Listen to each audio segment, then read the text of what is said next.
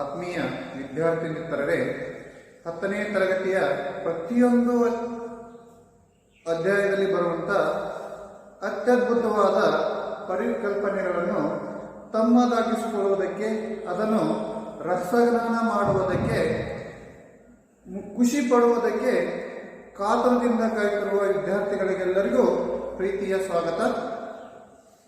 ಈಗ 10ನೇ ತರಗತಿಯಲ್ಲಿ ಬರುವ ಭಾಗ 1ರಲ್ಲಿ ಮೊದಲ ಅಧ್ಯಾಯವಾಗಿರ್ತಕ್ಕಂಥ ಸಮಾಂತರ ಶ್ರೇಣಿಗಳು, ಇದರ ಬಗ್ಗೆ ತಿಳಿದುಕೊಳ್ಳೋಣ.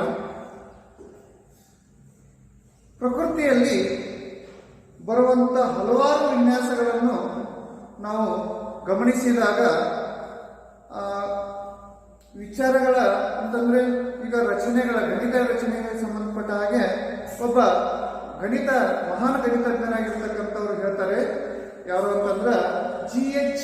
ಹಾರ್ಡಿ ಅವರು ಅಂತಕ್ಕಂಥದ್ದು. G.H. ಹಾರ್ಡಿ ಅವರು ಏನು ಹೇಳ್ತಾರೆ ಅಂತಂದ್ರೆ ದ ಹಾರ್ಟ್ ಆಫ್ ಮ್ಯಾಥಮೆಟಿಕ್ಸ್ ಅಂತ ಹೇಳ್ತಾರೆ.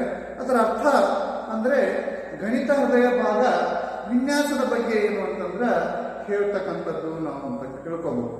ಇನ್ನು ಸಂಖ್ಯಾ ವಿನ್ಯಾಸಗಳ ಬಗ್ಗೆ ನಾವು ತೆಗೆದುಕೊಂಡಾಗ ಸಂಖ್ಯಾ ವಿನ್ಯಾಸ ಅಂತ ಕರಿತೀವಿ. ಹೇಗೆ ಅಂತಂದ್ರೆ ಸಂಖ್ಯಾ ವಿನ್ಯಾಸ, ಸಂಖ್ಯೆಗಳ ವಿನ್ಯಾಸ ಹೇಗೆ ಆಗಬೇಕು ಅಂತಕ್ಕಂಥದ್ದನ್ನ ನಾವಿಲ್ಲಿ ಗಮನಿಸ್ತಾ ಹೋದಾಗ, ಅಲ್ಲಿ ಮೊದಲನೇದಾಗಿ ತೆಗೆದುಕೊಂಡಾಗ ನಾನು ಹೀಗೆ ತೆಗೆದುಕೊಳ್ತೀವಿ. ಏನು ಅಂತಂದ್ರೆ 1, 4, 9, 16 ಅಂತಕ್ಕಂಥ ತೆಗೆದುಕೊಳ್ತೀವಿ. ಇಲ್ಲಿ ಏನು ಗಮನಿಸ್ತೀವಿ ಅಂತಂದಾಗ, ಇಲ್ಲಿ ಸಂಖ್ಯೆಗಳ ವಿನ್ಯಾಸದ ಬಗ್ಗೆ ನಾವು ಗಮನಿಸ್ತಾ ಹೋದಾಗ ಇಲ್ಲಿ ನಾವು ಏನೇನು ಕಂಡು ಹಿಡಿಬೇಕಾಗಿರ್ತಕ್ಕಂಥ ಸೂತ್ರ ಯಾವ ರೀತಿ ಬರ್ತದ ಅಂತ ಇಲ್ಲಿ ಒಂದಿದೆ. ಯಾವ ರೀತಿಯಾಗಿ ಬರ್ತಕ್ಕಂಥದ್ದು ಅಂತಂದ್ರೆ 1² 1 ಅಂತಂದ್ರೆ ಬರ್ತಕ್ಕಂಥದ್ದು. ನೆಕ್ಸ್ಟ್ ಇನ್ನ 2² ಅಂತಂದ್ರೆ 4 ಅಂತಕ್ಕಂಥದ್ದು ಗಮನಿಸಬಹುದು. ನೆಕ್ಸ್ಟ್ 3² ಅಂತಂದ್ರೆ 9 ಅಂತ. ನೆಕ್ಸ್ಟ್ 4² ಎಷ್ಟು ಅಂತಂದ್ರೆ 16 ಅಂತಕ್ಕಂಥದ್ದು. ಈ ರೀತಿಯಾಗಿ ಸಂಖ್ಯಾ ವಿನ್ಯಾಸಗಳನ್ನು ನಾವು ಗಮನಿಸಬಹುದು ಅಂತಕ್ಕಂಥದ್ದು. ಇನ್ನೊಂದು ಉದಾಹರಣೆ ತೆಗೆದುಕೊಂಡಾಗ ಇಲ್ಲಿ 3, 6, ನೆಕ್ಸ್ಟ್ 3, 6, ಇನ್ನ ಉದಾಹರಣೆ 12, 14 ಅಂತ ತೆಗೆದುಕೊಂಡಾಗ 24 ಅಂತ ತೆಗೆದುಕೊಂಡಾಗ ಇಲ್ಲಿ ಯಾವ ರೀತಿ ಗಮನಿಸ್ತೀವಿ ಅಂತಂದಾಗ, ಇಲ್ಲಿ 3ನೇ ಮಗಿ ಅಂತ ಹೇಳ್ತೀವಿ. 3 ಅದಕ್ಕೆ ಇಲ್ಲಿ ನಾವೇನಂತಂದ್ರೆ 3, 6, 12, 24 ಅಂತಕ್ಕಂಥದ್ದು. ಇದು ಸಂಖ್ಯೆಗಳ ವಿನ್ಯಾಸವನ್ನು ಈ ರೀತಿಯಾಗಿಯೂ ಕೂಡ ಗುರುತಿಸಬಹುದು ಅಂತ. ನೆಕ್ಸ್ಟ್ ಬರ್ತಕ್ಕಂಥ ಏನು 0, 7, ನೆಕ್ಸ್ಟ್ ಬರ್ತಕ್ಕಂಥದ್ದು 26 ಡ್ಯಾಶ್ ಅಂತಕ್ಕಂಥದ್ದು. ಈ ರೀತಿಯಾಗಿ ಸಂಖ್ಯಾ ವಿನ್ಯಾಸಗಳನ್ನು ನಾವೇನ್ ಮಾಡ್ತೀವಿ ಅಂತಂದ್ರೆ ಗುರುತಿಸ್ತೇವೆ ಅಂತಕ್ಕಂಥದ್ದು. ಇದ್ರ ಬಗ್ಗೆ G.H. ಹಾರ್ಡಿ ಅವರು ಏನು ಹೇಳ್ತಾರೆ ಅಂತಂದ್ರೆ, ಇದಕ್ಕೆ ದ ಹಾರ್ಟ್ ಆಫ್ ಮ್ಯಾಥಮೆಟಿಕ್ಸ್ ಅಂತಕ್ಕಂಥದ್ದನ್ನ ಅವರು ಹೇಳಿದ್ರು ಅಂತಕ್ಕಂಥದ್ದು ಹೇಳ್ಬೋದು. ಈ ರೀತಿಯಾಗಿ ಸಂಖ್ಯೆಗಳ ವಿನ್ಯಾಸ ಆಗುವುದು. ಫಾರ್ ಎಕ್ಸಾಂಪಲ್ ಅಂತ ತೆಗೆದುಕೊಂಡಾಗ ಸ್ವಾಭಾವಿಕ ಸಂಖ್ಯೆಗಳು ಯಾಕೆ ತೆಗೆದುಕೊಂಡು 1, 2, 3, 4, 5, 6 and so on. ಇದಕ್ಕೆ ಒಂದು ಸಂಖ್ಯಾ ವಿನ್ಯಾಸವನ್ನು ಹೊಂದಿರತಕ್ಕಂಥದ್ದು ನಾವು ಕಾಣ್ತೀವಿ. ಹೇಗೆ ಅಂತಂದಾಗ ಇಲ್ಲಿ ಫಸ್ಟ್ n+1, n+2 ಈ ರೀತಿಯಾಗಿ ಸಂಖ್ಯೆಗಳ ವಿನ್ಯಾಸವನ್ನು ನಾವು ಏನ್ ಮಾಡಬಹುದು ಅಂತಂದ್ರೆ ಗುರುತಿಸಬಹುದು ಅಂತಕ್ಕಂಥ. ಈಗ ಇಲ್ಲಿ ನಾವು ತೆಗೆದುಕೊಂಡಿರ್ತಕ್ಕಂಥ ಉದಾಹರಣೆಗಳು ತೆಗೆದುಕೊಂಡಾಗ ಯಾವುದು ಅಂತಂದ್ರೆ, ಇಲ್ಲಿ ಯಾವ ರೀತಿ ಇದೆ ಅಂತಂದ್ರೆ ಸಂಖ್ಯೆಗಳ ವಿನ್ಯಾಸ ಸಂಬಂಧಪಟ್ಟಾಗಿ n² ಅಂತಕ್ಕಂಥದ್ದು. ಇಲ್ಲಿ ಅವಾಗ r⁻n−1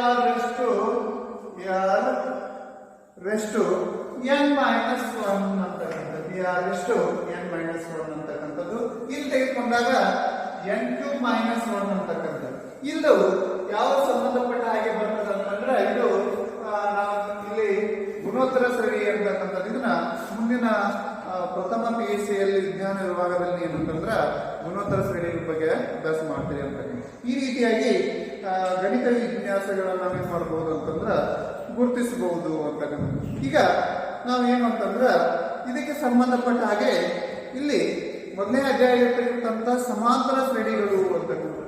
ಈ ಒಂದು ಸಮಾಂತರ ಶ್ರೇಣಿಗಳ ಬಗ್ಗೆ ನಾವು ಏನ್ ಮಾಡೋದು ಅಂತಂದ್ರೆ ಇವಾಗ ತಿಳಿದುಕೊಳ್ಳೋಣ.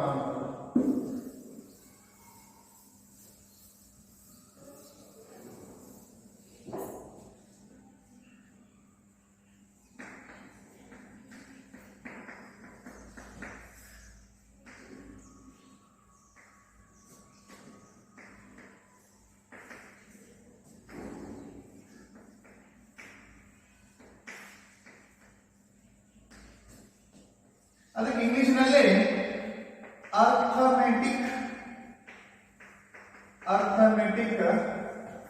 ಪ್ರೋಗ್ರೆಷನ್ಸ್ ಅಂತ ಕರೀತಾರೆ. ಏನಂತ ಕರೀತಾರೆ?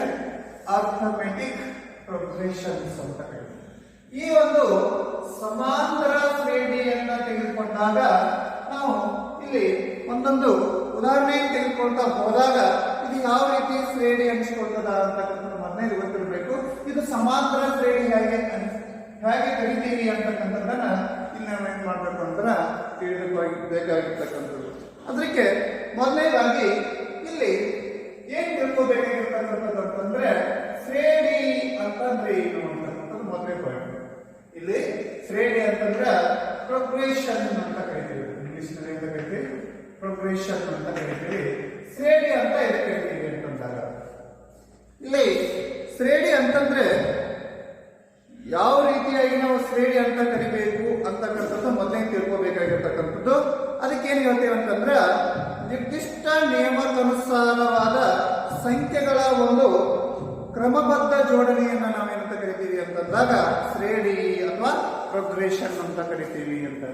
ಏನಂತ ಕರಿತೀವಿ?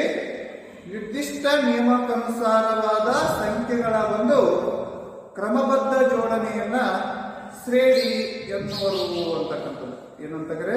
ಶ್ರೇಣಿ ಎನ್ನುವರು ಅಂತ. ಇದು ಏನು ಅಂತಂದ್ರ ಕ್ರಮಬದ್ಧ ಜೋಡಣೆ ಹೇಗಿರ್ಬೇಕು ಅಂತಂದಾಗ ಈಗ ಫಾರ್ ಎಕ್ಸಾಂಪಲ್ 1 2 3 4 ಡ್ಯಾಶ್ ಡ್ಯಾಶ್ ಅಂತ ಇಲ್ಲಿ ನಾವು ಇದಕ್ಕೆ ಶ್ರೇಣಿ ಅಂತ ಕರಿಬೇಕಾಗಿರ್ತಕ್ಕಂಥದ್ದು. ಹೇಗೆ ಕರಿತೀವಿ ಅಂತಂದ್ರ ಒಂದು ಹೇಳ್ತದ ವಾಕ್ಯ ಏನ್ ಹೇಳ್ತದ ಅಂತಂದ್ರ ನಿರ್ದಿಷ್ಟ ನಿಯಮಕ್ಕನುಸಾರವಾದ ಸಂಖ್ಯೆಗಳ ಒಂದು ಕ್ರಮಬದ್ಧ ಜೋಡಣೆಯನ್ನು ನಾವೇಂತ ಕರಿತೀವಿ? ಶ್ರೇಣಿ ಅಂತ. ಹೇಗೆ ಕ್ರಮಬದ್ಧ ಜೋಡಣೆ ಅಂತಂದಾಗ ಇಲ್ಲಿ ಇದನ್ನ ಗಮನಿಸ್ತೇವೆ, ಇದಕ್ಕೆ ಗಮನಿಸ್ತೇವೆ, ಗಮನಿಸ್ತೇವೆ. ಜೋಡಣೆ ಹೇಗಾಗಿದೆ ಅಂತಂದ್ರೆ ಒಂದೊಂದು ಜೋಡಣೆ ಆಗಿದೆ. ಹೇಗೆ ಅಂತಂದ್ರೆ ಒಂದಿದೆ ಮೊದಲನೇ ಪದ ಬಿಡಬೇಕು, ನೆಕ್ಸ್ಟ್ 1 + 1 2 ಆಗುತ್ತೆ, ನೆಕ್ಸ್ಟ್ 2 + 1 3 ಆಗುತ್ತೆ, ನೆಕ್ಸ್ಟ್ 3 + 1 4 ಆಗುತ್ತೆ. ಈ ರೀತಿಯಾಗಿ ಏನು ಅಂತಂದ್ರೆ ಕ್ರಮಬದ್ಧವಾಗಿರ್ತಕ್ಕಂಥ ಜೋಡಣೆ, ಸಂಖ್ಯೆಗಳ ಕ್ರಮಬದ್ಧವಾಗಿರ್ತಕ್ಕಂಥ ಜೋಡಣೆ ನಾವು ಕೂಡ ಏನು ಅಂತಂದ್ರೆ ಶ್ರೇಣಿ ಅಂತ ಕರಿತೀವಿ. ಈ ರೀತಿಯಾಗಿ ಏನು ಅಂತಂದ್ರೆ ಶ್ರೇಣಿ ಅಂತಕ್ಕಂಥದ್ದನ್ನು ನಾವು ಗುರುತಿಸಬಹುದು ಅಂತ. ಇದು ಒಂದನೇ ಪಾಯಿಂಟ್ ಆಗಿತ್ತು. ನೆಕ್ಸ್ಟ್ ಇನ್ನ ಮುಖ್ಯವಾಗಿ ಬರ್ತಕ್ಕಂಥದ್ದು ಏನು ಅಂತಂದ್ರೆ ಈ ಹೆಡ್ಲೈನ್ಗೆ ಸಂಬಂಧಪಟ್ಟಾಗಿ ಬರ್ತಕ್ಕಂಥದ್ದು ಸಮಾಂತರ ಶ್ರೇಣಿ. ಏನು? ಸಮಾಂತರ ಶ್ರೇಣಿ. ಸಮಾಂತರ ಶ್ರೇಣಿ ಅಂತಂದ್ರೆ ಏನು? ಅದಕ್ಕೆ ಎಪಿ ಅಂತ ಕರೀತಾರೆ. ಅಂತ ಕರೀತಾರೆ ಎಪಿ ಅಂತ ಕರೀತಾರೆ. ಇದಕ್ಕೆ ಸಮಾಂತರ ಶ್ರೇಣಿ ಅನ್ಸ್ಕೊಳ್ಬೇಕಾಗಿತ್ತು ಅಂತಂದ್ರ ಅದು ಯಾವ ರೀತಿ ಆಗಿರ್ಬೇಕು ಅಂತಕ್ಕಂಥ. ಸಮಾಂತರ ಶ್ರೇಣಿ ಅಂತಂದಾಗ ಇಲ್ಲಿ ಉದಾಹರಣೆಯನ್ನು ತೆಗೆದುಕೊಂಡಿದ್ದೀವಿ. ಹೇಗೆ? ಇಲ್ಲಿ 1 2 3 4 5 ಡ್ಯಾಶ್ ಡ್ಯಾಶ್ ಅಂತಕ್ಕಂಥ ಇದು ಒಂದು ಉದಾಹರಣೆ ತೆಗೆದುಕೊಂಡಿವಿ. ನೆಕ್ಸ್ಟ್ ಇನ್ನೊಂದು ಉದಾಹರಣೆಯನ್ನು ತೆಗೆದುಕೊಳ್ತೀವಿ. ಯಾವ್ದಂತಂದ್ರೆ 1 3 5 7 9 ಡ್ಯಾಶ್ ಡ್ಯಾಶ್ ಅಂತಕ್ಕಂಥದ್ದು. ಇನ್ನೊಂದು ಉದಾಹರಣೆಯನ್ನು ತೆಗೆದುಕೊಳ್ಳೋಣ. ಈ ಶ್ರೇಣಿ ಹೇಗೆ ಅಂತಕ್ಕಂಥದ್ದನ್ನ ನಾವು ಗುರುತಿಸಲಿಕ್ಕೆ. ಇನ್ನ 2 4 6 8 10 ಅಂತಕ್ಕಂಥದ್ದು. ಇನ್ನೊಂದು ಉದಾಹರಣೆಯನ್ನು ತೆಗೆದುಕೊಳ್ಳೋಣ. ಹೇಗೆ ಅಂತಂದಾಗ ಇಲ್ಲಿ ಇಷ್ಟ 6 ಇದಕ್ಕೆ 10 12 20 ಅಂತ. ಇನ್ನೊಂದು ಉದಾಹರಣೆ ತೆಗೆದುಕೊಂಡಾಗ ಇಲ್ಲಿ ಯಾವ್ದಂತಂದ್ರ -3 -2 -1 0 1 2 ಆಮೇಲೆ ಈ ರೀತಿಯಾಗಿ ನಾವೇನ್ ಮಾಡ್ಬೋದು ಅಂತಂದ್ರ ಉದಾಹರಣೆಗಳನ್ನ ತೆಗೆದುಕೊಂಡಾಗ ಇಲ್ಲಿ ಗಮನಿಸತಕ್ಕಂತ ಅಂಶಗಳು ಒಂದೇನೇನು ಅಂತಂದ್ರ ಇಲ್ಲಿ ಸಮಾಂತರ ಶ್ರೇಣಿ ಒಂದೇ ಉದಾಹರಣೆ ತೆಗೆದುಕೊಂಡಾಗ ಏನಿದೆ ಅಂತಕ್ಕಂಥದ್ದು 1 2 3 4 5 6 ಅಂತ ಇದೆ. ಇವಾಗ ಈ ರೀತಿ ಈಗ 1 2 3 4 5 6 ಇಲ್ಲಿ ಒಂದು ರೀತಿಯಾಗಿರ್ತಕ್ಕಂಥ ಸಂಖ್ಯೆಗಳ ಜೋಡಣೆಯನ್ನು ನಾವು ಕಾಣಬಹುದು. ಹೇಗೆ ಕಾಣಬಹುದು ಅಂತಂದಾಗ ಇಲ್ಲಿ ಒಂದೊಂದು ಸಂಖ್ಯೆ ನೋಡಿ, ಮೊದಲ ಸಂಖ್ಯೆಗೆ ಒಂದು ನಿರ್ದಿಷ್ಟ ಏನು ಅಂತಂದಾಗ ಒಂದು ನಿರ್ದಿಷ್ಟ ಸಂಖ್ಯೆಯನ್ನ ಏನ್ ಮಾಡ್ತಾರೆ ಅಂತಂದ್ರ ಕೂಡಿಸುವುದರಿಂದ ಮುಂದಿನ ಸಂಖ್ಯೆಯನ್ನ ಪಡಿತೀವಿ. ಹೇಗೆ ಪಡಿತೀವಿ ಅಂತಂದಾಗ ಒಂದಕ್ಕೆ ಏನ್ ಮಾಡ್ತೀವಿ ಅಂತಂದ್ರ 1 + 1 ಅಂತಕ್ಕಂಥದ್ದನ್ನು ಕೂಡಿಸರ ಮುಂದಿನ ಸಂಖ್ಯೆಯನ್ನ ನಾವು ಪಡಿತೀವಿ. ಹಾಗೆ 2 ಪಡಿತೀವಿ. ನೆಕ್ಸ್ಟ್ ಎರಡಕ್ಕೆ ಮತ್ತೊಂದು ನಿರ್ದಿಷ್ಟ ಸಂಖ್ಯೆಯನ್ನ ಕೂಡಿಸುವುದರಿಂದ 3 ಪಡಿತೀವಿ ಅಂತಕ್ಕಂಥದ್ದು. ನೆಕ್ಸ್ಟ್ ನಾಲ್ಕನೇ ಇದೆಯಲ್ಲ ಇದು, ಅದಕ್ಕೆ 3 ಪ್ಲಸ್ 1 ಇದಕ್ಕೆ 4 ಬರ್ತಕ್ಕಂಥದ್ದು ಕಾಣ್ತೀವಿ. ಅದೇ ರೀತಿಯಾಗಿ 4 ಇದೆಲ್ಲ 4ಕ್ಕೆ ನಿರ್ದಿಷ್ಟವಾದ ಸಂಖ್ಯೆಯನ್ನು ಕೂಡಿಸುವುದರಿಂದ 5 ಪಡಿತೀವಿ. ನೆಕ್ಸ್ಟ್ 5ಕ್ಕೆ ಏನು ಅಂತಂದ್ರ ಒಂದು ನಿರ್ದಿಷ್ಟ ಸಂಖ್ಯೆಯನ್ನ ಕೂಡಿಸೋದ್ರಿಂದ 6 ಪಡಿತೀವಿ. ಈ ರೀತಿಯಾಗಿ ನಾವು ಏನ್ ಮಾಡ್ತೀವಿ ಅಂತಂದಾಗ ಇವುಗಳನ್ನ ನಾವು ಕ್ರಮಬದ್ಧವಾಗಿರ್ತಕ್ಕಂಥ ಏನು ಅಂತಂದ್ರ ಜೋಡಣೆಯನ್ನು ನಾವು ಗುರುತಿಸ್ತಾ ಹೋಗ್ತೀವಿ. ಇದಕ್ಕೆ ನಾವೆಂತ ಕರಿತೀವಿ ಅಂತಂದ್ರ ಸಮಾಂತರ ಶ್ರೇಣಿ ಅಂತಕ್ಕಂಥ ಕರಿತೀವಿ. ಅದಕ್ಕೆ ಸಮಾಂತರ ಶ್ರೇಣಿಯನ್ನ ವ್ಯಾಖ್ಯಾನ ತೆಗೆದುಕೊಂಡಾಗ ಮೊದಲ ಪದವನ್ನು ಪ್ರತಿಯೊಂದು ಪದವನ್ನು ಪಡೆಯಲು ಅದರ ಹಿಂದಿನ ಪದಕ್ಕೆ ಒಂದು ನಿರ್ದಿಷ್ಟ ಸಂಖ್ಯೆಯನ್ನು ಕೂಡಿಸುವುದರಿಂದ ಪಡೆಯುವ ಸಂಖ್ಯಾ ಪಟ್ಟಿಯನ್ನು ನಾವು ಏನಂತ ಕರಿತೀವಿ ಅಂತಂದಾಗ ಏನು ಅಂತಂದ್ರೆ ಸಮಾಂತರ ಶ್ರೇಣಿ ಅಂತ ಕರಿತೀವಿ. ಇನ್ನೊಂದು ಹೇಳ್ಬೇಕು, ಮೊದಲ ಪದವನ್ನು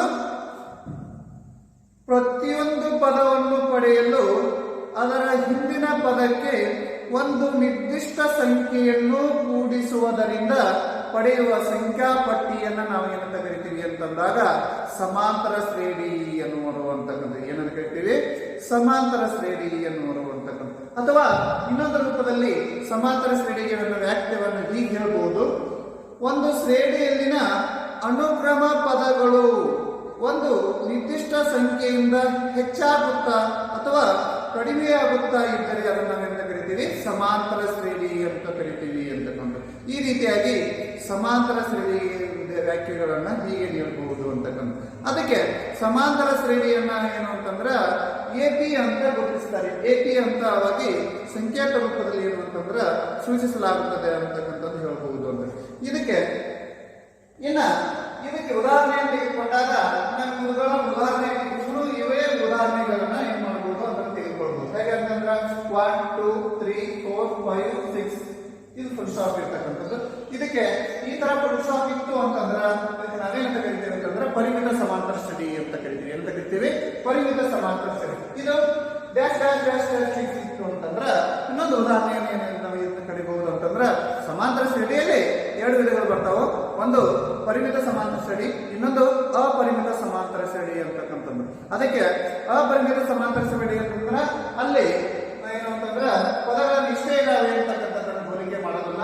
ಪರಿಮಿತ ಶ್ರೇಣಿಯಲ್ಲಿ ಇಷ್ಟೇ ಪದಗಳನ್ನು ಅಂತಕ್ಕಂಥದ್ದು ಎಣಿಸಲು ಸಾಧ್ಯವಾಗುತ್ತೆ. ಅದಕ್ಕೆ ಇಲ್ಲಿ ಶ್ರೇಣಿಯಾಗಿರ್ತಕ್ಕಂಥ ಎಣಿಸಲು ಸಾಧ್ಯವಾಗಿರ್ತಕ್ಕಂಥ ಸಂಖ್ಯೆಗಳು ಇದ್ದು ಅಂತಂದ್ರೆ ಪರಿಮಿತ ಸಮಾಂತರ ಶ್ರೇಣಿ. ಎಣಿಸಲು ಸಾಧ್ಯವಿಲ್ಲದಿದ್ದರೆ ಇದ್ದು ಅಂತಂದ್ರೆ ಅವುಗಳಿಗೆ ಏನಂತಂದ್ರೆ ಅರ್ಧ ಶ್ರೇಣಿ ಪದಗಳನ್ನು ನಾವೆಂತ ಕರಿತೀವಿ ಅಪರಿಮಿತ ಸಮಾಂತರ ಶ್ರೇಣಿ ಅಂತ ಕರಿತೀವಿ. ಇನ್ನ ಇದು ಉದಾಹರಣೆಗಳನ್ನ ಮೊನ್ನೆದು ಇದು ಕ್ಲಾರಿಫಿಕೇಶನ್ ಆಯಿತು. ನೆಕ್ಸ್ಟ್ ಇನ್ನು 2ನೇ ಉದಾಹರಣೆಯನ್ನು ತೆಗೆದುಕೊಂಡಾಗ ಈಗ ಏನಿದೆ ಅಂತಕ್ಕಂಥ.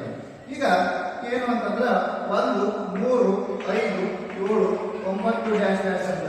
ಇಲ್ಲಿ ನಾವು ಅದಕ್ಕೆ ಸಮಾಂತರ ಶ್ರೇಣಿಯ ವ್ಯಾಖ್ಯಾನ ತೆಗೆದುಕೊಂಡಾಗ ಇದು ಶ್ರೇಣಿ ಸಮಾಂತರ ಶ್ರೇಣಿ ಆಗ್ತದೋ ಇಲ್ಲೋ ಅಂತಕ್ಕಂಥದ್ದನ್ನ ಗುರುತಿಸಬೇಕಾಗಿದೆ. ಹೇಗೆ ಅಂತಂದಾಗ ಇಲ್ಲಿ ಏನು ಅಂತಂದಾಗ ಇಲ್ಲಿ ಮೊದಲನೇ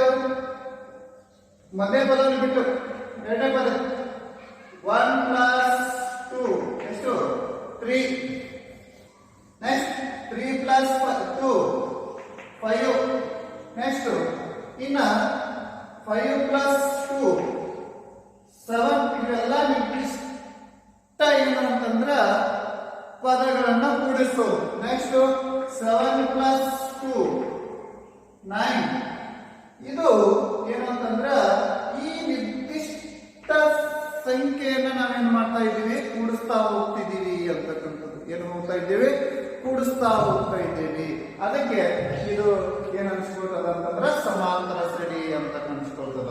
ಈ ರೀತಿಯಾಗಿ 2ನೇ ಉದಾಹರಣೆಯನ್ನ ಸಮಾಂತರ ಶ್ರೇಣಿ ಸಂಬಂಧಪಟ್ಟಂಗೆ ಕೊಡಬಹುದು. ನೆಕ್ಸ್ಟ್ ಇಲ್ಲಿ 2ನೇ ಕೊಟ್ಟು ತೆಗೆದುಕೊಂಡಾಗ 2 4 6 ನೆಕ್ಸ್ಟ್ 8 ಡ್ಯಾಶ್ 10 ಡ್ಯಾಶ್ ಡ್ಯಾಶ್ 20 ಅಂತಕ್ಕಂಥದ್ದು. ಈ ರೀತಿ ಇದ್ದಾಗ ಇದು ಸಮಾಂತರ ಶ್ರೇಣಿ ಅನಿಸ್ಕೊಳ್ತಕ್ಕಂಥದ್ದು ಏನಿದೆ ಅಂತ ಸಮಾಂತರ ಶ್ರೇಣಿ ಅನಿಸ್ಕೊಳ್ತದ ನೀವು ಅಂತ.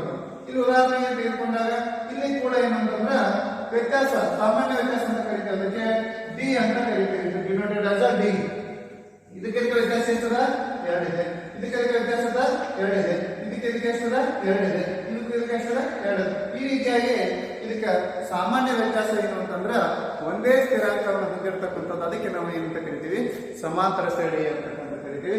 ಇಲ್ಲಿ ಸ್ವಲ್ಪ ಡಿಫರೆಂಟ್ ಇರ್ತಕ್ಕಂಥದ್ದು. 4ನೇ ಉದಾಹರಣೆ ತೆಗೆದುಕೊಂಡಾಗ ಇಲ್ಲಿ ಗಮನಿಸತಕ್ಕಂಥದ್ದು ಏನಂತಂದ್ರೆ ಸ್ವಲ್ಪ ಏನಾಗಿದೆ ಅಂತಂದ್ರ ಬೇರೆ ಆಗಿರ್ತಕ್ಕಂಥದ್ದು ಕಾಣ್ತೀವಿ. ಹಾಗೆ -2 -3 -2 -1 0 1 2 ನೆಕ್ಸ್ಟ್ 3 ಡ್ಯಾಶ್ ಅಂತ ಇಲ್ಲಿ ಹೋಲಿಕೆ ಮಾಡಿದಾಗ ಇಲ್ಲಿ ನಾವು ಏನು ಅಂತಂದ್ರಾಗ ಇದು ತಗೋತೀವಿ, ಯಾವುದು ಸಾಮಾನ್ಯ ವ್ಯತ್ಯಾಸ ಹೇಗಿದೆ ಅಂತಂದಾಗ ಸಾಮಾನ್ಯ ವ್ಯತ್ಯಾಸ ಅಂತ ಕರಿತೀವಿ. ಇದು ಇದಕ್ಕೆ ವ್ಯತ್ಯಾಸ ಏನದ +2, ಇದಕ್ಕೆ ಎಷ್ಟದ +2 ಅಂತ, ಇದಕ್ಕೆ +1 ಅಂತ. ಇದು ವ್ಯತ್ಯಾಸ, ಸಾಮಾನ್ಯ ವ್ಯತ್ಯಾಸ ಅಂತ ಕರಿತೀವಿ. ಇವಾಗ ಸಾಮಾನ್ಯ ವ್ಯತ್ಯಾಸ ಅಂತ ತೆಗೆದುಕೊಂಡಾಗ ಇಲ್ಲಿ ಏನು ಅಂತಂದ್ರ ಇವಾಗ ನಾವು -2 ಅಂತಕ್ಕಂಥದ್ದು ಇದೆ, ಇದಕ್ಕೆ ಇಲ್ಲಿ 2ನೇ ಪದ ಮಿಶ್ರಣ ಕೂಡಿಸಬೇಕು ಅಂತಂದಾಗ ಇಲ್ಲಿ ಸ್ವಲ್ಪ ವಿಚಾರಿಸಬೇಕಾಗಿರ್ತಕ್ಕಂಥದ್ದು. ಅದಕ್ಕೆ ಇಲ್ಲಿ ಒಂದು ಸೂತ್ರ ಬರ್ತದ, ಸಾಮಾನ್ಯ ವ್ಯತ್ಯಾಸ ಅಂತ ಕರಿತೀವಿ. ಏನಂತ ಕರಿತೀವಿ, ಸಾಮಾನ್ಯ ವ್ಯತ್ಯಾಸ. ಅದಕ್ಕೆ ಸಾಮಾನ್ಯ ವ್ಯತ್ಯಾಸ ಇಂಗ್ಲಿಷ್ ನಲ್ಲಿ ಕಾಮನ್ ಡಿಫರೆನ್ಸ್ ಅಂತ ಕರಿತೀವಿ. ಏನಂತ ಕರಿತೀವಿ, ಕಾಮನ್ ಡಿಫರೆನ್ಸ್ ಅಂತ ಕರಿತೀವಿ. ಕಾಮನ್ ಡಿಫರೆನ್ಸ್ ಅಂತಂದ್ರೆ ಇದು ಸಿಂಬಾಲಿಕಲಿ ಸಂಕ್ಷಿಪ್ತವಾಗಿ ಡಿ ಅಂತ ಕರಿತೀವಿ. ಇದನ್ನ ಇಲ್ಲಿ ಯಾವ ರೀತಿ ಕಂಡು ಇಲ್ಲಿ ಇದ್ದಾಗ ಪ್ಲಸ್ ಇತ್ತು ಪ್ಲಸ್ ಇದ್ದಾಗ ಕೂಡಿಸ್ತಾ ಹೋದಿದ್ದೀವಿ ಬರ್ತದ. ಇಲ್ಲಿ ಬಟ್ ಸ್ವಲ್ಪ ಡಿಫರೆಂಟ್ ಇರ್ತಕ್ಕಂಥ ಕಾಣ್ತೀವಿ. ಹೆಂಗೆ ಅಂತಂದಾಗ ಇದು ಈಸಿಲಿ ಸರಳವಾಗಿ ಹೇಗೆ ಮಾಡಬಹುದು ಅಂತಂದಾಗ ಈಗ -2 ಅಂತಕ್ಕಂಥದ್ದು ಇದಕ್ಕೆ A1 A2 A3 A4 A5 next A6 ಅಂತಕ್ಕಂಥದ್ದು ಈ ಸಂಖ್ಯೆಗಳನ್ನ ಏನ್ ಮಾಡ್ತಾ ಹೋಗ್ತೀವಿ ಅಂತಂದಾಗ ಏನು ಅಂತಂದ್ರ A3 A4 A5 A6 A7 ಅಂತಕ್ಕಂಥದ್ದು. ಈಗ ಇದ್ದಾಗ ಇದರ ಸಾಮಾನ್ಯ ವ್ಯತ್ಯಾಸವನ್ನು ಕಂಡುಹಿಡಿಯಬೇಕಾಗಿತ್ತು ಅಂದ್ರೆ ಹೇಗೆ ಕಂಡುಹಿಡಿಬೇಕು ಅಂತಂದಾಗ ಇಲ್ಲಿ ಸಾಮಾನ್ಯ ವ್ಯತ್ಯಾಸವನ್ನು ಕಂಡುಹಿಡಿಯಲಿಕ್ಕೆ ನಾವು ಈ ರೀತಿಯಾಗಿ ನಾವು ಸೂತ್ರವನ್ನು ತೆಗೆದುಕೊಳ್ಳಿ. A2 A1 ಇದು ಮೊದಲನೇ ವ್ಯತ್ಯಾಸವನ್ನು ಕಂಡುಹಿಡಿಯಿರಿ. A3 A2 next A4 A3 next A5 A4 A6 A5 ಅಂತ.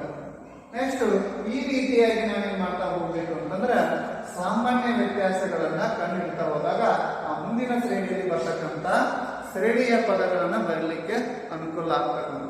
ಈಗ ನೋಡೋಣ ವ್ಯತ್ಯಾಸ ಮತ್ತೇನು. A2 ಎಷ್ಟದ -2 ನೆಕ್ಸ್ಟ್ ಇಲ್ಲಿ ಮೈನಸ್ ಇದೆ, ಈ ಮೈನಸ್ ಅನ್ನು ಇಡ್ರಿ ಇಲ್ಲಿ ಆಗಿದೆ. ಇನ್ನು ಈ ಶ್ರೇಣಿಯ ಮೊದಲನೇ ಪದ ಇದು -3 ಅಂತ ಇದೆ, -3 ಅಂತ ಇಡ್ರಿ.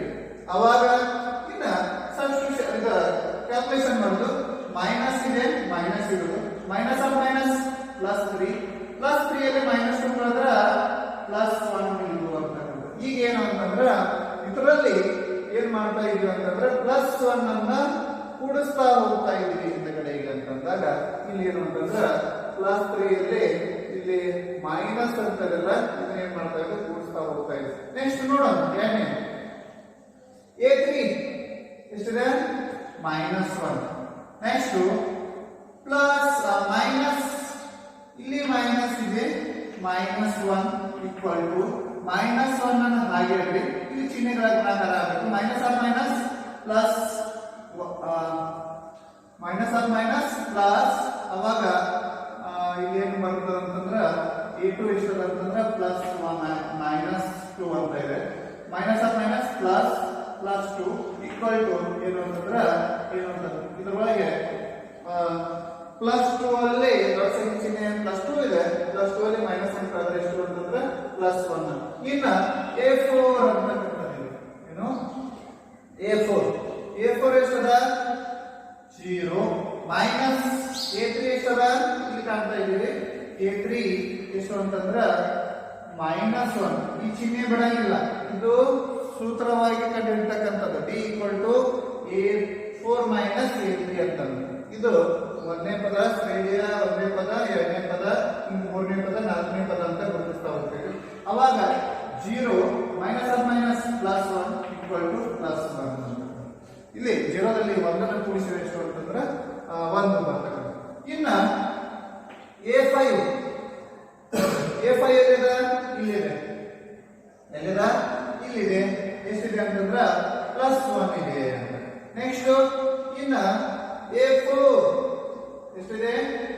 A4 +0 ಇರ್ತಕ್ಕಂಥದ್ದು. ಅವಾಗ 0 ಇದು 1 ಇರೋದು ಹಾಗೆ ಇಡ್ರಿ.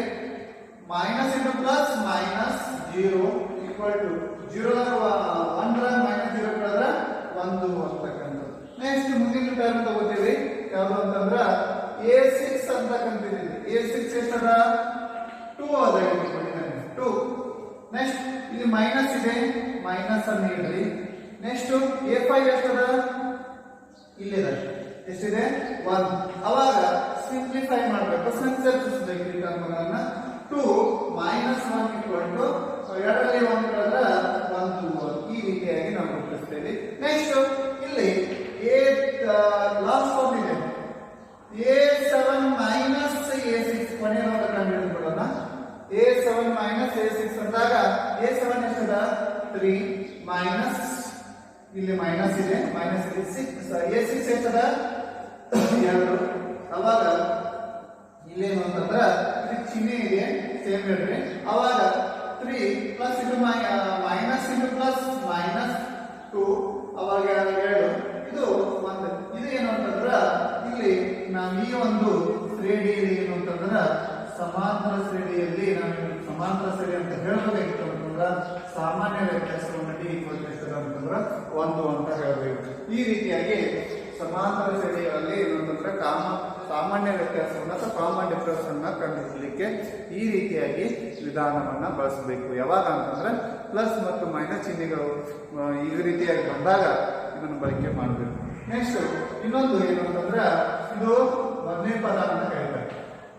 ಅಂತ ಪದ ಮೊದಲನೇ ಪದ ಅಂತ ಕರೀತಾರೆ. ಏನಂತ ಕರೀತಾರೆ ವಿದ್ಯಾರ್ಥಿಗಳೇ? ಮೊದಲನೇ ಪದ ಅಂತ ಕರೀತಾರೆ. ಇದು ಎರಡನೇ ಪದ, ಮೂರನೇ ಪದ, ನಾಲ್ಕನೇ ಪದ, ಐದನೇ ಪದ, ಆರನೇ ಪದ, ಏಳನೇ ಪದ. ಇದಕ್ಕೆ ನಾವು A1 ಅಂತ ಮೊದಲನೇ ಪದಕ್ಕೆ. A1 ಅಂತಂದ್ರ ಇದನ್ನ ವೈದಿಕವಾಗಿ ಬೀಜಗಣಿತೀಯವಾಗಿ ಏನ್ ಮಾಡ್ತಾರೆ ಅಂತಂದ್ರ A1 ಅಂತ ಗುರುತಿಸ್ತಾರೆ. A2, A3, A4, A5, A6, A7 ಅಂತಕ್ಕಂಥದ್ದು. ಈ ರೀತಿಯಾಗಿ ಏನಂತಂದ್ರ ಈ ಸಮಾಂತರ ಶ್ರೇಣಿಗೆ ಏನು ಅಂತಂದ್ರ ಉದಾಹರಣೆಗಳನ್ನ ತೆಗೆದುಕೊಂಡು ಅದಕ್ಕೆ ಸಾಮಾನ್ಯ ವ್ಯತ್ಯಾಸವನ್ನು ಗುರುತಿಸಿ ಇದು ಸಮಾಂತರ ಶ್ರೇಣಿ ಹೌದು ಅಲ್ಲ ಅಂತಕ್ಕಂಥದ್ದನ್ನ ಈ ರೀತಿಯಾಗಿ ಏನ್ ಮಾಡ್ಬೋದು ಅಂತಂದ್ರೆ ಗುರುತಿಸಬಹುದು ಅಥವಾ ಕಂಡುಹಿಡಿಯಬಹುದು ಅಂತ. ಇಷ್ಟು ಏನಂತಂದ್ರ ಸಮಾಂತರ ಶ್ರೇಣಿಗೆ ಸಂಬಂಧಪಟ್ಟ ಹಾಗೆ ಬರ್ತಕ್ಕಂಥ. ಇಷ್ಟು ಏನಂತಂದ್ರ ಸಮಾಂತರ ಶ್ರೇಣಿಗೆ ಸಂಬಂಧಪಟ್ಟ ಹಾಗೆ ಉದಾಹರಣೆಯನ್ನು ಯಾವ ರೀತಿ ನಾವು ತೆಗೆದುಕೊಳ್ಬೇಕು ಅಂತಕ್ಕಂಥದ್ದು ಗೊತ್ತಾಯ್ತು. ಇನ್ನ ಏನು ಅಂತಂದ್ರ ನಿಮಗೆ ಹೇಳ್ಬೇಕು ಅಂದಾಗ ಸಮಾಂತರ ಶ್ರೇಣಿಯಲ್ಲಿ ಸಮಾಂತರ ಅಂತಂದ್ರ ನಿಮಗೆ ಇದು ಗೊತ್ತಿರುವ ಹಾಗೆ ಇಲ್ಲಿ ನಮಗೆ ಹೇಳ್ತಕ್ಕಂಥ ಸಮಾಂತರ ಏನು?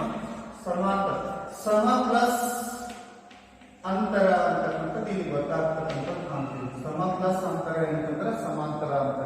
ಇದು ಏನು ಗೊತ್ತಿದೆ ಅಂತಂದ್ರೆ ಸಹಗತಿಗೆ ಸಂಧಿ ಬರ್ತಕ್ಕಂಥ ಸಂಧಿಗಳನ್ನು ಬಿಡಿಸೋ ಸಂದರ್ಭದಲ್ಲಿ ಇದು ಬರ್ತಕ್ಕಂಥದ್ದು ಕಾಣ್ತೀವಿ. ಅದಕ್ಕೆ ಸಮ ಅವುಗಳ ಶ್ರೇಣಿಗಳ ಅಂತರ ಏನ್ಬೇಕು? ಅಂತರ ಸಮ ಇರಬೇಕು. ಅವಾಗ ನಾವು ಎಂತ ಕರಿತೀವಿ ಅಂತಂದ್ರೆ ಸಮಾಂತರ ಶ್ರೇಣಿ ಅಥವಾ ಸಮಾಂತರ ಅಂತಕ್ಕಂಥದ್ದನ್ನ ಈ ರೀತಿಯಾಗಿ ಏನ್ ಮಾಡ್ತೀವಿ ಅಂತಂದ್ರೆ ಗುರುತಿಸ್ತೇವೆ ಅಂತಕ್ಕಂಥದ್ದು. ಇಷ್ಟು ಏನು ಅಂತಂದ್ರೆ ಸಮಾಂತರ ಶ್ರೇಣಿಗೆ ಸಂಬಂಧಪಟ್ಟ ಹಾಗೆ ಸಮಾಂತರ ಶ್ರೇಣಿ ಅಂದ್ರೆ ಏನು, ನೆಕ್ಸ್ಟ್ ಅದ್ರ ಮುಂದೆ ಸಮಾಂತರ ಶ್ರೇಣಿಗಳ ಉದಾಹರಣೆಗಳನ್ನ ಯಾವ ರೀತಿ ನಾವು ತೆಗೆದುಕೊಳ್ಬೇಕು ಅಂತಕ್ಕಂಥ ಈ ರೀತಿಯಾಗಿ ನಾವು ಏನಂತಂದ್ರೆ ಸಮಾಂತರ ಶ್ರೇಣಿಗಳ ಬಗ್ಗೆ ಹೇಳಬಹುದು ಅಂತ. ಇನ್ನು ಮುಂದೆ ಬರ್ತಕ್ಕಂಥ ಸಮಾಂತರ ಶ್ರೇಣಿಯಲ್ಲಿ ಬರ್ತಕ್ಕಂಥ ಮುಂದಿನ ಅಂಶಗಳ ಬಗ್ಗೆ ತಿಳ್ಕೊಳ್ಳೋಣ. ಏನು ಅಂತಂದ್ರೆ ಸಮಾಂತರ ಶ್ರೇಣಿಯ ಆದರ್ಶ ರೂಪ ಅಥವಾ ಸಾಮಾನ್ಯ ರೂಪ ಅಂತಕ್ಕಂಥ ಕರಿತೀವಿ ಅಂತ. ಏನು ಅಂತಂದ್ರೆ ಸಮಾಂತರ ಶ್ರೇಣಿಯ ಆದರ್ಶ ರೂಪ ಅಥವಾ ಸಾಮಾನ್ಯ ರೂಪ ಅಂತ ಕರಿತೀವಿ. ಆದರ್ಶ ರೂಪ ಅಥವಾ ಸಾಮಾನ್ಯ ರೂಪ ಏನು ಅಂತಕ್ಕಂಥದ್ದನ್ನು ತೆಗೆದುಕೊಳ್ಳೋಣ. ಹೇಗೆ ಅಂತಂದಾಗ ಸಮಾಂತರ ಶ್ರೇಣಿಯ ಸಾಮಾನ್ಯ ಆದರ್ಶ ರೂಪ ಅಥವಾ ಸಾಮಾನ್ಯ ರೂಪ, ಆದರ್ಶ ರೂಪ ಅಥವಾ ಸಾಮಾನ್ಯ ರೂಪವನ್ನು ಯಾವ ರೀತಿ ನಾವು ಬರಿತೀವಿ ಅಂತಂದಾಗ ಇಲ್ಲಿ ನಾವು ತಿಳ್ಕೊಳ್ಬೇಕಾಗಿರ್ತಕ್ಕಂಥದ್ದು ಏನು ಅಂತಂದ್ರೆ ಇಲ್ಲಿ A plus B, A plus 2d, A plus 3d, A plus 4d, dash dash dash comma dash dash dash dash a plus into bracket of n minus 1 into b ಅಂತಕ್ಕಂಥದ್ದು ಏನು ಅಂತಂದ್ರೆ ಸಮಾಂತರ ಶ್ರೇಣಿಯ ಆದರ್ಶ ರೂಪ ಅಥವಾ ಸಾಮಾನ್ಯ ರೂಪ ಅಂತ ಕರಿತೀವಿ. ಏನಂತ ಕರಿತೀವಿ? ಆದರ್ಶ ರೂಪ ಅಥವಾ ಸಾಮಾನ್ಯ ರೂಪ ಅಂತ ಕರಿತೀವಿ. ಹಾಗಾದ್ರೆ ಹೇಳ್ತಾರೆ ಇದ್ರ ಬಗ್ಗೆ ವಿದ್ಯಾರ್ಥಿಗಳೇ, ಇಲ್ಲಿ ಹೇಳಿ. ಓಕೆ, ಏನು ಅಂತಂದ್ರೆ A plus B, A plus 2d, A plus 3d, A plus 4d, dash dash dash A plus bracket of n minus 1 bracket completed into D ಅಂತಕ್ಕಂಥದ್ದು. ಇದು ಏನು ಅಂತಂದ್ರೆ ಸಮಾಂತರ ಶ್ರೇಣಿಯ ಆದರ್ಶ ರೂಪ ಅಥವಾ ಸಾಮಾನ್ಯ ರೂಪ ಅಂತ ಕರಿತೀವಿ ಅಂತ. ಇಷ್ಟು ಏನಂತಾರೆ ಸಮಾಂತರ ಶ್ರೇಣಿಯ ಆದರ್ಶ ರೂಪ ಹೇಳ್ಬೋದು. ಇನ್ನೊಂದು ನೆಕ್ಸ್ಟ್ ಸಮಾಂತರ ಶ್ರೇಣಿಗೆ ತೆಗೆಸುವ ಯಾವುದೋ ಸೂತ್ರಗಳನ್ನು ತೆಗೆದುಕೊಂಡಾಗ ಇದು ಒಂದನೇ ಸೂತ್ರ ಆಯಿತು. ನೆಕ್ಸ್ಟ್ ಇನ್ನು ಎರಡನೇ ಸೂತ್ರವನ್ನು ತೆಗೆದುಕೊಂಡಾಗ ಸಮಾಂತರ ಶ್ರೇಣಿಯ ಏನು ಅಂತಂದ್ರ ಸಮಾಂತರ ಶ್ರೇಣಿಯ ಎಣ್ಣೆ ಪದ ಅಥವಾ ಇನ್ನೊಂದು ರೂಪ ಅದಕ್ಕೆ ಹೆಸರು ಕರಿತೀವಿ ಸಾಮಾನ್ಯ ಪದ.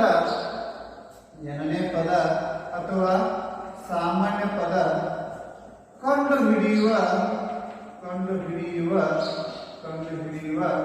ಸೂತ್ರ ಏನು ಅಂತಕ್ಕಂಥದ್ದು. ಇದು ಎರಡನೇ ಪಾಯಿಂಟ್. ಸಮಾಂತರ ಶ್ರೇಣಿಯ ಎರಡನೇ ಪದ ಅಥವಾ ಸಾಮಾನ್ಯ ಪದವನ್ನು ಕರೆಯತಕ್ಕಂಥ ಸೂತ್ರ ಏನು ಅಂತಂದ್ರೆ ಇದು ಎರಡನೇ ಅನ್ಕೊಳ್ಳೋಣ. ಇದರಲ್ಲಿ ಎರಡನೇ ಪದ ಅಂತಂದ್ರೆ ನಿಮ್ಗೆ ಗೊತ್ತಿರುವ ಹಾಗೆ ಇಲ್ಲಿ ಕೊನೆ ಟರ್ಮ್ ಅಂತಕ್ಕಂಥದ್ದು. ಎರಡನೇ ಪದವನ್ನ ನಾವು ಏನಂತಂದ್ರ an ಅಂತಕ್ಕಂಥದ್ದು ಎರಡನೇ ಟರ್ಮ್. ಫಸ್ಟ್ ಟರ್ಮ್ ಇವಾಗ ಈ ರೀತಿ ಇದೆ, a1 a2 a3 dash dash an.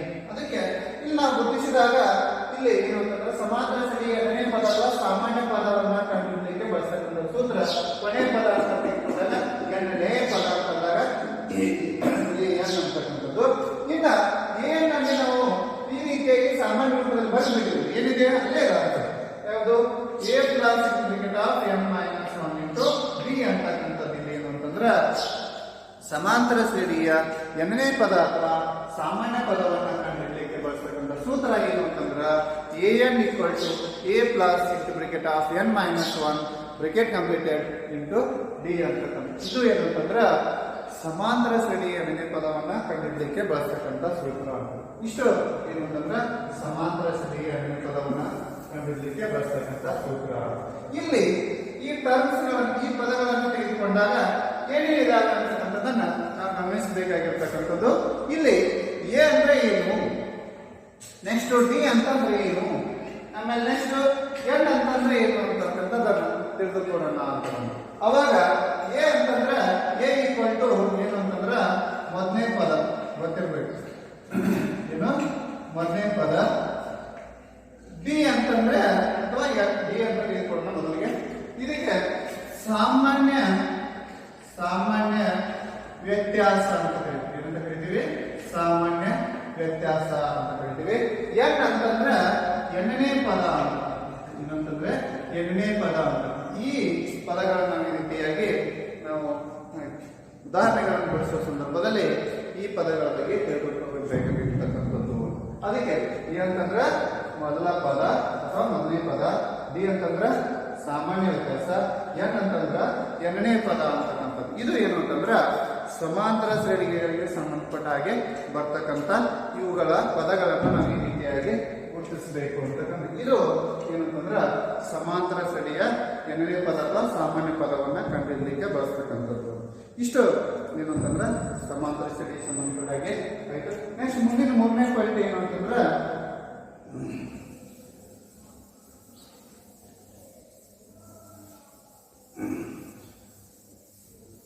ಇನ್ನ ಸಮಾಂತರ ಸರಣಿಯಲ್ಲಿ ಬರ್ತಕ್ಕಂಥ ಮೂರನೇ ಒಂದು ಸೂತ್ರ, ಪ್ರಮುಖವಾಗಿರ್ತಕ್ಕಂಥ ಸೂತ್ರ ಏನು ಅಂತಂದ್ರೆ ಸಮಾಂತರ ಸರಣಿಯ ಮೊದಲ ಪದ ಮತ್ತು ಸಾಮಾನ್ಯ ವ್ಯತ್ಯಾಸಗಳನ್ನು ಕೊಟ್ಟಾಗ n ಪದಗಳವರೆಗಿನ ಮೊತ್ತ ಕಂಡಿರ್ತಕ್ಕಂಥ ಸೂತ್ರ ಏನು ಅಂತಕ್ಕಂಥದ್ದು ನಿಮ್ಗೆ ಗೊತ್ತಿರಬೇಕು ಅಂತಕ್ಕಂಥ. ಅದಕ್ಕೆ ಇಲ್ಲಿ ಏನು ಅಂತಂದಾಗ ಸಮಾಂತರ ಸೂತ್ರ ನೋಡೋಣ. ಸಮಾಂತರ ಶ್ರೇಣಿಯ ಮೊದಲ ಪದ ಅಥವಾ ಮೊದಲನೇ ಪದ ಎ ಮತ್ತು ಸಾಮಾನ್ಯ ವ್ಯತ್ಯಾಸ ಡಿ ಕೊಟ್ಟಾಗ ಸಾಮಾನ್ಯ ವ್ಯತ್ಯಾಸ ಡಿ ಕೊಟ್ಟಾಗ ಅದಕ್ಕೆ ನೆಕ್ಸ್ಟ್ n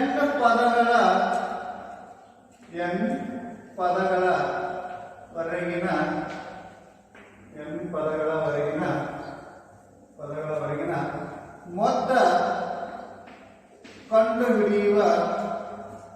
ಕಂಡುಹಿಡಿಯುವ ಸೂತ್ರ ಏನು ಅಂತಕ್ಕಂಥದ್ದನ್ನ ಗುರುತಿಸೋಣ ಅಂತ. ಏನಂತಂದ್ರೆ ಸಮಾಂತರ ಸರಣಿಯ ಮೊದಲ ಪದ ಎ ಮತ್ತು ಸಾಮಾನ್ಯ ವ್ಯತ್ಯಾಸ ಡಿ ಅನ್ನು ಕೊಟ್ಟಾಗ n ಪದಗಳವರೆಗೆ ನಮ್ಮ ಕಂಡಿರ್ತಕ್ಕಂಥ ಸೂತ್ರ ಏನು ಅಂತಂದ್ರೆ ಅದಕ್ಕೆ ನಾವು ಇಲ್ಲಿ ಮೊತ್ತ ಅಂತಂದಾಗ ನಾವು SN ಅನ್ನ ಬಳಕೆ ಮಾಡಬೇಕು ಅಂತಕ್ಕಂಥ. ಏನಂತ ಬಳಕೆ ಮಾಡಬೇಕು? SN ಅಂತ ಬಳಕೆ ಮಾಡಬೇಕು. ಎಸ್ ಅಂತಂದ್ರೆ SN ಅಂತ ಇವಾಗ ನೋಡಿ AN ಅಂತ. ಏನಂತಂದ್ರೆ ಪದಗಳನ್ನ ಕಂಡುಹಿಡಲಿಕ್ಕೆ, ಪದಗಳು ಸಾಮಾನ್ಯ ಪದ ಅಂತ ಪದಗಳನ್ನ ಕಂಡುಹಿಡಲಿಕ್ಕೆ ಏನಂತ ತಿಳ್ಕೊಳ್ಬೇಕು? ಪದಗಳ ಹೊರಗಿನ ಮೊತ್ತ ಅಂತ ಬಂದ್ಬೇಕು ಅಂತಂದ್ರೆ SN. ಅದಕ್ಕೆ ಮೊತ್ತ ಅಂತಂದ್ರೆ ಇದಕ್ಕೆ ಸೀಕ್ವೆನ್ಸ್ ಶ್ರೇಣಿ ಅಂತ ಕರಿತೀವಿ. ಅದಕ್ಕೆ ಇದನ್ನ ನಾವೇನು ಅಂತಂದ್ರೆ SN ಇಂದ ಗುರುತಿಸಬೇಕು ಅಂತ. SN ಅಂತಂದ್ರೆ ಇದು SN ಈಕ್ವಲ್ ಟು ಸೂತ್ರ ಏನು ಅಂತಂದ್ರೆ n/2a plus n - d ಅಂತಕ್ಕಂಥದ್ದು. ಇದು ಏನು ಅಂತಂದ್ರೆ ಸಮಾಂತರ ಶ್ರೇಣಿಯ ಮೊದಲ ಪದ ಎ ಮತ್ತು ಸಾಮಾನ್ಯ ವ್ಯತ್ಯಾಸ ಡಿ ಅನ್ನು ಕೊಟ್ಟಾಗ n ಪದಗಳವರೆಗಿನ ಮೊತ್ತವನ್ನು ಕಂಡುಹಿಡಲಿಕ್ಕೆ ಬಳಸ್ತಕ್ಕಂಥ ಸೂತ್ರ ಏನು ಅಂತಂದ್ರೆ SN n/2 2a plus n - d ಅಂತಕ್ಕಂಥ ಸೂತ್ರವನ್ನು ಏನ್ ಮಾಡಬೇಕು? ಬಳಕೆ ಮಾಡಬೇಕು ಅಂತಕ್ಕಂಥದ್ದು. ಅದಕ್ಕೆ ಇಲ್ಲಿ ಈ ಒಂದು ಟರ್ಮ್ಸ್ ಗಳ ಬಗ್ಗೆ, ಪದಗಳ ಬಗ್ಗೆ ತೆಗೆದುಕೊಂಡಾಗ ಯಾವುದು ಮೊದಲನೇದಾಗಿ ಬರ್ತಕ್ಕಂಥದ್ದು, ಇವಾಗ ಹಿಂದಗಡೆ ಬರ್ತಕ್ಕಂಥದ್ದು ಸೇಮ್ ಬರ್ತಕ್ಕಂಥದ್ದು. ಅಲ್ಲಿ ಏನು ಅಂತಂದ್ರೆ ಎ ಅಂತಂದ್ರ ಮೊದಲ ಪದ, ಬಿ ಅಂತಂದ್ರ ಸಾಮಾನ್ಯ ವ್ಯತ್ಯಾಸ, ಏನು ಡಿ ಅಂತಂದ್ರ ಸಾಮಾನ್ಯ ವ್ಯತ್ಯಾಸ, ಎನ್ ಅಂತಂದ್ರ ಎನ್ನೇ ಪದ ಅಂತಕ್ಕಂಥ. ಈ ರೀತಿಯಾಗಿ ಏನಂತಂದ್ರ ಸಮಾಂತರ ಶ್ರೇಣಿಯ ಎ ಮತ್ತು ಡಿ ಗಳನ್ನು ಕೊಟ್ಟಾಗ ಏನು ಅಂತಂದ್ರ ಮೊತ್ತ ಕಂಡುಹಿಡಲಿಕ್ಕೆ ಬಳಸ್ತಕ್ಕಂಥ ಸೂತ್ರ ಅದಕ್ಕೆ SN n/2 2a plus n - 1 d ಅಂತಕ್ಕಂಥ ಸೂತ್ರವನ್ನು ನಾವು ತಿಳ್ಕೊಳ್ಬೇಕಾಗಿತ್ತು. ಇದು ಏನಂತಂದ್ರ ಸಮಾಂತರ ಶ್ರೇಣಿಗೆ ಸಂಬಂಧಪಟ್ಟ ಹಾಗೆ ಬರ್ತಕ್ಕಂಥ ಮೂರನೇದೇನು ಅಂತಂದ್ರೆ ಸೂತ್ರ ಹೇಳಬಹುದು. ನೆಕ್ಸ್ಟ್ ಇನ್ನ ನಾಲ್ಕನೇದಾಗಿ ಇಲ್ಲಿ ಏನು ಅಂತಂದ್ರ ನಾಲ್ಕನೇದ ಸೂತ್ರ ಏನು ಅಂತಂದ್ರ ಸಮಾಂತರ ಶ್ರೇಣಿಯ, ಇಲ್ಲಿ ಸ್ವಲ್ಪ ಚೇಂಜಸ್ ಆಗುತ್ತಾ, ಸಮಾಂತರ ಶ್ರೇಣಿಯ ನಾಲ್ಕನೇದೊಂದು ಸೂತ್ರ ಬರ್ತದ. ಸಮಾಂತರ ಶ್ರೇಣಿಯ ಮೊದಲ ಪದ ಎ ಮತ್ತು ಕೊನೆಯ ಪದ ಎಲ್ಲನ್ನು ಕೊಟ್ಟಾಗ n ಪದಗಳವರೆಗಿನ ಮೊತ್ತ ಕಂಡಿರ್ತಕ್ಕಂಥ ಸೂತ್ರ ಏನು ಅಂತಂದ್ರ ಅದನ್ನು ತಿಳಿದುಕೊಳ್ಳಿ. ಬಾಕಿ ಇರತಕ್ಕಂಥದ್ದು ಏನು ಅಂತಂದ್ರ ಅದನ್ನು ಏನಂತಂದ್ರೆ SN n/2 a plus l ಅಂತಕ್ಕಂಥ ಸೂತ್ರವನ್ನು ಏನ್ ಮಾಡ್ತೀವಿ ಅಂತಂದ್ರ ಬಳಕೆ ಮಾಡ್ತೀವಿ ಅಂತಕ್ಕಂಥದ್ದು. ಏನು ಸಮಾಂತರ ಶ್ರೇಣಿಯ ಮೊದಲ ಪದ ಅಥವಾ ಮೊದಲನೇ ಪದ ಅಂತ ಕರಿತೀವಿ. ಮೊದಲ ಪದ ಎ ಮತ್ತು ಕೊನೆಯ ಪದ ಎಲ್ ಕೊಟ್ಟಾಗ n ಪದಗಳವರೆಗಿನ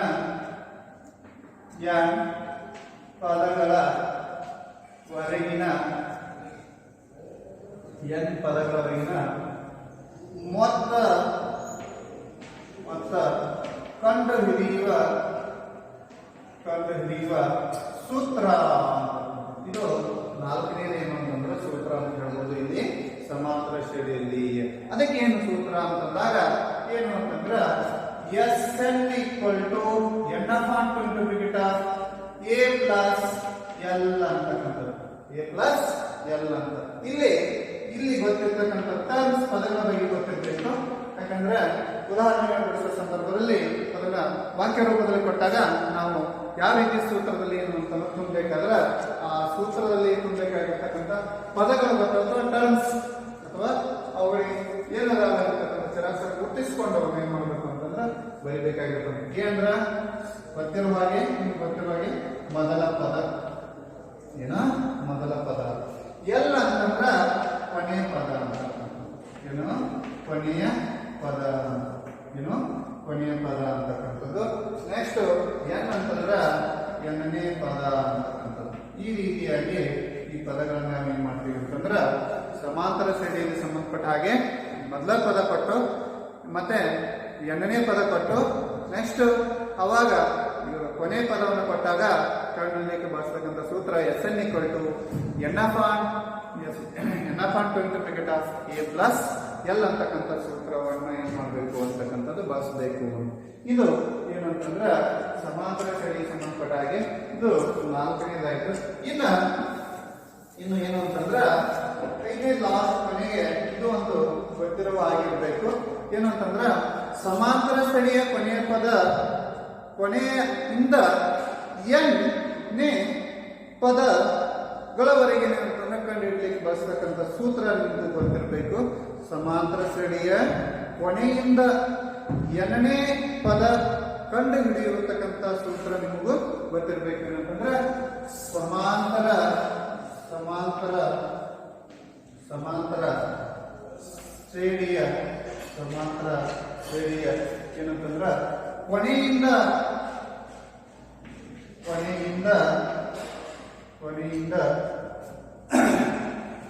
ಎಣ್ಣೆ ಬ್ರಾಕೆಟ್ ಅಂತ ಬರ್ಕೋಬೇಕು.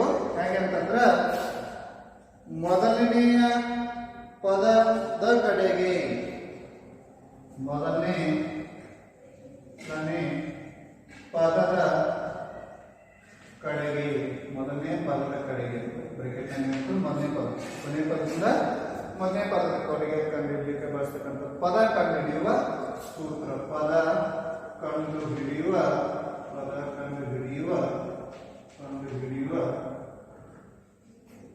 ಸೂತ್ರ. ಯಾರಾದ್ರೂ ಗೊತ್ತಿಗೆ ಹೇಳ್ತಾರ ಸೂತ್ರ ಏನು ಅಂತಕ್ಕಂಥದ್ದು. ಇದು ಏನು ಅಂತಂದ್ರ ಇಲ್ಲಿ ಗೊತ್ತಿರೋ ಹಾಗೆ AS ಕಂಡುಹಿಡಿದು ಅದೇ ರೀತಿ L × A plus × N minus 1 D ಅಂತಕ್ಕಂಥದ್ದು. ಇದು ಏನು ಅಂತಂದ್ರೆ ಕೊನೆಯಿಂದ ಮೊದಲನೇ ಪದವನ್ನ ಕಂಡುಹಿಡಲಿಕ್ಕೆ ಬಳಸ್ತಕ್ಕಂಥ ಸೂತ್ರ ಏನು ಅಂತಂದ್ರ L = A plus × N minus 1 D ಅಂತಕ್ಕಂಥ. ಇಷ್ಟು ಏನು ಅಂತಂದ್ರ ಈ ಒಂದು ಸಮಾಂತರ ಶ್ರೇಣಿಯಲ್ಲಿ ಬರ್ತಕ್ಕಂಥ ಪ್ರಮುಖವಾಗಿರ್ತಕ್ಕಂಥ ಏನು ಅಂತಂದ್ರ ಸೂತ್ರಗಳನ್ನು ನಾವು ಏನ್ ಮಾಡ್ಬೇಕು ಅಂತಂದ್ರ ತಿಳ್ಕೊಳ್ಬೇಕಾಗಿರ್ತಕ್ಕಂಥ. ಇಲ್ಲಿ ಕೂಡ ಏನು ಅಂತಂದ್ರ ಇಲ್ಲಿ A ಮೊದಲ ಪದ, ನೆಕ್ಸ್ಟ್ L ಕೊನೆಯ ಪದ, D ಸಾಮಾನ್ಯ ವ್ಯತ್ಯಾಸ. N ಅಂತಂದ್ರ ಎರಡನೇ ಪದ. ಇಷ್ಟು ಏನು ಅಂತಂದ್ರ ಸಮಾಂತರ ಶ್ರೇಣಿಗೆ ಸಂಬಂಧಪಟ್ಟಾಗಿ ಬರ್ತಕ್ಕಂಥ ಏನಂತಂದ್ರ ಪ್ರಮುಖ ಸೂತ್ರಗಳನ್ನ ಏನ್ ಮಾಡ್ಬೇಕು ಅಂದ್ರ ತಿಳ್ಕೊಂಡಿವಿ.